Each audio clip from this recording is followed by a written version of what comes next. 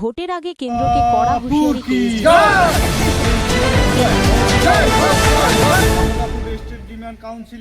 কামতাপুর ইস্যুতে চাপ বাড়ল। বিধানসভা নির্বাচনের প্রাক্কালে কেন্দ্র সরকারের উদ্দেশ্যে কড়া বার্তা দিলেন KSDC state central cultural secretary Lakshmikanta Barman. তিনি বলেন, ২০১৪ সাল থেকে কামতাপুর রাজবংশী জনজাতি কেন্দ্রীয় বিজেপি সরকারকে জিতিয়ে আসছে। তাই এবার কামতাপুর কোচবিহার রাজ্য গঠন, জনজাতিকরণ, কামতাপুরী ভাষার সাংবিধানিক স্বীকৃতি এবং কেএলও অধ্যক্ষ জীবন সিংহ কোচের সঙ্গে শান্তি চুক্তি দ্রুত সম্পন্ন করতে হবে। তিনি হুঁশিয়ারি দিয়ে বলেন, এই দাবিগুলি পূরণ না হলে তার জবাব আগামী বিধানসভা ভোটের মাধ্যমেই দেওয়া হবে। আর কি বললেন শুনুন এক ঝলক। পুনর্গঠন করায় খাবে এ অবিলম্বে গেটার কামতাপুর রাজ্য পুনর্গঠন করায় খাবে।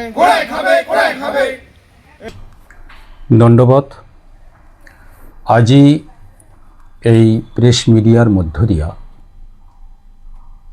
ভারত সরকারও পরিষ্কার কবার চাই যে আমার এই কুচবিহার রাজ্যখান একখান চুক্তিভিত্তিক ভারতীয় সাংবিধানিক গ শ্রেণী রাজ্য, যার বহুবিধ এগ্রিমেন্ট নথিপত্র, রাজ্য পরিচালন পদ্ধতি পাঠ, সাংসদীয় সংসদ ঘোষিত বার্তা আরও ভারতীয় সংবিধানের গ শ্রেণী রাজ্য তালিকার ৪ নম্বরত যেই সত্যতা আইজ ভটভট করে লেখা আছে।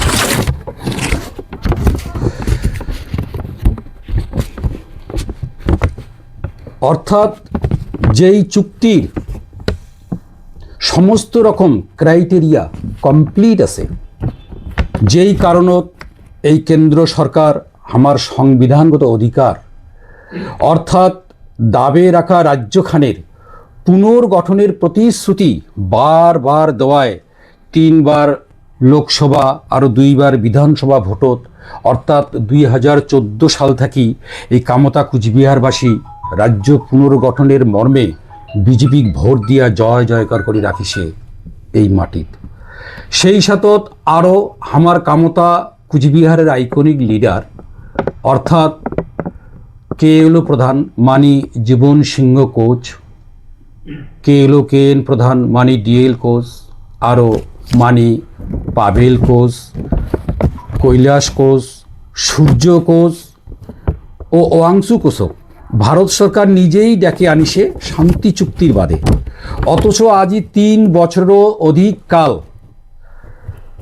ধরিয়া সম্পূর্ণ অসাংবিধানিক আর অমানবিকভাবে এই জাতি মাটি হিতৈষী মহান মানসিলাক অনিশ্চিতের আন্দারত রাখি দিল, কিন্তু আলোচিত শান্তি চুক্তিখানক সম্পাদন করিল না। কাজেই এই কামতা কুচবিহারবাসী আজি ঘোর অপমান আরও দীর্ঘদিনিয়া বঞ্চনাধারী ক্ষিপ্ততপ্ত জনগণ আমার সাংবিধানিক অধিকারের সাথত ভারত সরকারেরটে কেএলওর নগদ পিচ অ্যাকর্ড চায়। যেই পিচ অ্যাকর্ডের মাধ্যমত আমার রাজ্য পুনর্গঠন, জনজাতিকরণ আরও মাতৃভাষার সাংবিধানিক স্বীকৃতি চায়। যদিও এই সংবিধান হেয়ালি সরকার আমার দাবি পূরণ করিবে কি করিবে না সেটা সম্পূর্ণ তোমার সদিচ্ছার ব্যাপার, কিন্তু তারপরেও আজি চরম উল্লেখ এইটাই যে আমার এই জলজান্ত সাংবিধানিক অধিকারও কার্যকরী বা কেএলওর সাথে দ্বিপাক্ষিক পৃষ্ঠকের পিচ অ্যাকর্ড এই মুহূর্তে না করিলে তার কড়া জবাব হিসাবে এই নিজস্বতা হারা আশাহত জনগণ ভারত সরকারও ২৬-এর ভোটের বাক্সতেই বুঝে দিবে। ধন্যবাদ। দাদা, ২০২৬ বিধানসভা এই সভার তাহলে তোমরা কি প্রার্থী দিবেন?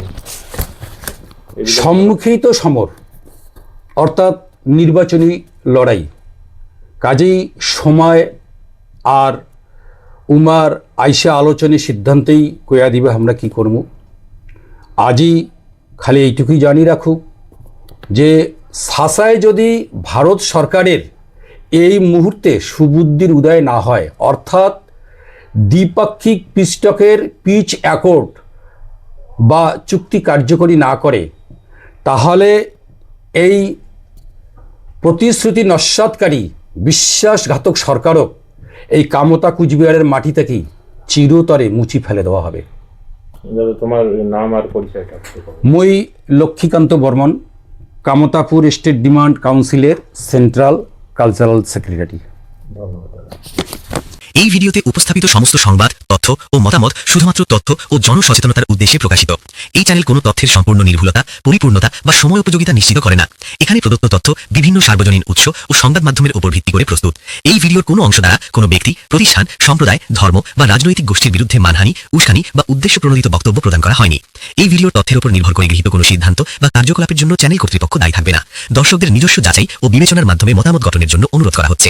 কপিরাইট সংক্রান্ত কোনো বিষয় বা তথ্যে কোনো ভুল থাকলে অনুগ্রহ করে সরাসরি আমাদের সাথে যোগাযোগ করুন। আমরা দ্রুত প্রয়োজনীয় সংশোধনমূলক ব্যবস্থা নেব।